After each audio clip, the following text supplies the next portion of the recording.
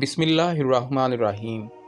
کفار کی نبی اکرم صلی اللہ علیہ وآلہ وسلم کے ساتھ بدسلوکیاں۔ ایک روز حضور صلی اللہ علیہ وآلہ وسلم بیت اللہ میں نماز پڑھ رہے تھے کہ عقبہ بن ابی معیط آیا اور آتے ہی اپنی چادر اتار کر رسول اللہ صلی اللہ علیہ وآلہ وسلم کے گلے مبارک میں ڈال دی اور پیچ در پیچ دینے شروع کر دیے۔ آپ صلی اللہ علیہ وآلہ وسلم کا دم گھٹنے لگا۔ اتنے میں حضرت ابو بکر صدیق رضی اللہ تعالی عنہ کو پتہ چلا۔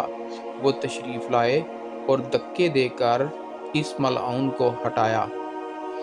کفار نے آپ کو طرح طرح کی تکلیفیں دی، کبھی جسم اطہر پر نچاستیں ڈالی، کبھی گلے میں پھندا ڈال کر کھینچا، گھر کے دروازے کے سامنے کانٹے بچھائے تاکہ صبح سویرے جب آپ صلی اللہ علیہ وآلہ وسلم یا آپ کے بچے باہر نکلیں تو کوئی کانٹا پاؤں میں چبھ جائے۔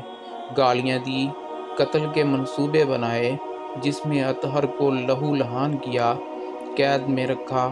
آپ صلی اللہ علیہ وسلم کے صحن میں پکے ہوئے کھانے پر گلاسیں پھینکی۔ آپ صلی اللہ علیہ وآلہ وسلم کی شان میں اس قدر گستاخیاں کی کہ اللہ کی پناہ، کبھی پاگل کہا اور کبھی جادوگر کہہ کر پکارا، نعوذ باللہ۔ ابو لہب نے تو ایک مجلس میں یہاں تک کہہ دیا کہ محمد صلی اللہ علیہ وآلہ وسلم تیرے ہاتھ مبارک ٹوٹ جائیں، نعوذ باللہ۔ قارئین، سرور کائنات حضرت محمد صلی اللہ علیہ وآلہ وسلم پر کس قدر سختیاں کی گئیں، صرف اور صرف دین کی بنیاد پر۔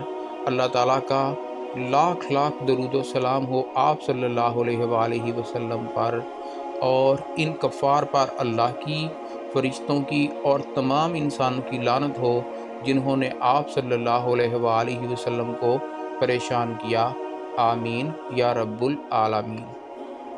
ایک روز قریش کے ایک اوباش نے سر بازار حضور اکرم صلی اللہ علیہ وآلہ وسلم کے سر مبارک پر مٹی ڈال دی۔ آپ صلی اللہ علیہ وآلہ وسلم اسی حال میں گھر تشریف لے گئے۔ صاحبزادیوں میں سے ایک آپ صلی اللہ علیہ وآلہ وسلم کا سر دھو رہی تھی اور اپنے ابا کو اس حالت میں دیکھ کر رو رہی تھی۔ آپ صلی اللہ علیہ وآلہ وسلم انہیں تسلی دیتے اور فرماتے کہ رو نہیں میری بیٹی، اللہ تیرے باپ کا حامی ہے۔ حضور پاک صلی اللہ علیہ وآلہ وسلم کے صاحبزادے کی وفات پر ابو لہب کا اظہار مسرت۔ ابو لہب کے خبث باطن کا یہ حال تھا کہ جب رسول اللہ صلی اللہ علیہ وآلہ وسلم کے صاحبزادے حضرت قاسم کے بعد دوسرے صاحبزادے حضرت عبداللہ کا بھی انتقال ہو گیا تو اپنے بھتیجے کے غم میں شریک ہونے کی بجائے خوشی خوشی دوڑتا ہوا قریش کے سرداروں کے پاس پہنچا اور ان کو خبر دی، لو آج محمد صلی اللہ علیہ وآلہ وسلم بے نام و نشان ہو گئے۔ حضور اکرم صلی اللہ علیہ وآلہ وسلم کی صاحبزادیوں کو ابو لہب کے بیٹوں کا طلاق دینا۔ نبوت سے پہلے نبی اکرم صلی اللہ علیہ وآلہ وسلم کی دو صاحبزادیاں ابو لہب کے دو بیٹوں عتبہ اور عتیبہ سے بیاہی تھیں۔ نبوت کے بعد جب حضور اکرم صلی اللہ علیہ وآلہ وسلم نے اسلام کی دعوت دینا شروع کی تو اس شخص نے اپنے دونوں بیٹوں سے کہا، میرے لیے تم سے ملنا حرام ہے اگر تم نبی کریم صلی اللہ علیہ وآلہ وسلم کی بیٹیوں کو طلاق نہ دے دو۔ چنانچہ دونوں نے طلاق دے دی۔ عتیبہ تو جہالت میں اس قدر آگے بڑھ گیا کہ ایک روز حضور اکرم صلی اللہ علیہ وآلہ وسلم کے سامنے آیا اور کچھ کہا اور کہہ کر حضور اکرم صلی اللہ علیہ وآلہ وسلم کی طرف تھوکا جو آپ پر نہیں پڑا۔ دشمن رسول صلی اللہ علیہ وآلہ وسلم کی ہلاکت۔ حضور اکرم صلی اللہ علیہ وآلہ وسلم نے فرمایا، خدایا اس پر اپنے کتوں میں سے کتے کو مسلط کر دے۔ اس کے بعد عتیبہ اپنے باپ کے ساتھ شام کے سفر پر روانہ ہو گیا۔ دوران سفر ایک ایسی جگہ قافلے نے پڑاؤ کیا جہاں مقامی لوگوں نے بتایا کہ راتوں رات درندے آتے ہیں۔ ابو لہب نے اپنے ساتھی اہل قریش سے کہا کہ میرے بیٹے کی حفاظت کا کچھ انتظام کرو۔ کیونکہ مجھے حضرت محمد صلی اللہ علیہ وآلہ وسلم کی بد دعا کا خوف ہے۔ اس پر قافلے والوں نے قتیبہ کے گرد ہر طرف اونٹ بتا دیے اور خود سو گئے۔ رات کو شیر آیا اور اونٹوں کے حلقے میں سے گزر کر اس نے عتیبہ کو پھاڑ ڈالا۔ کفار کا نبی کریم صلی اللہ علیہ وآلہ وسلم کو مصیبت میں ڈالنے کے لیے ایک اور قدم۔ ابن اسحاق کا بیان ہے کہ ایک دفعہ عراش کا ایک شخص کچھ اونٹ لے کر مکہ آیا۔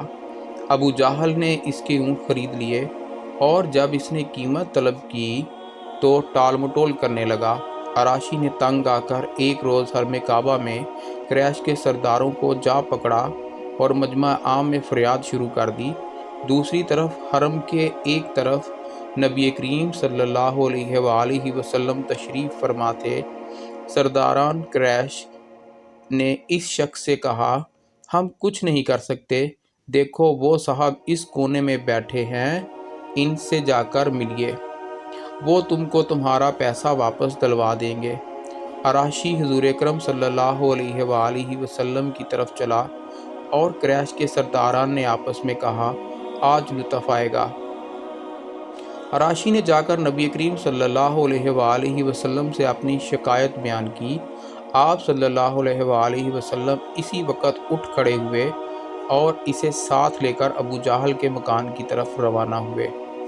سرداروں نے پیچھے ایک آدمی لگا دیا کہ کچھ گزرے اس کی خبر لا کر دے۔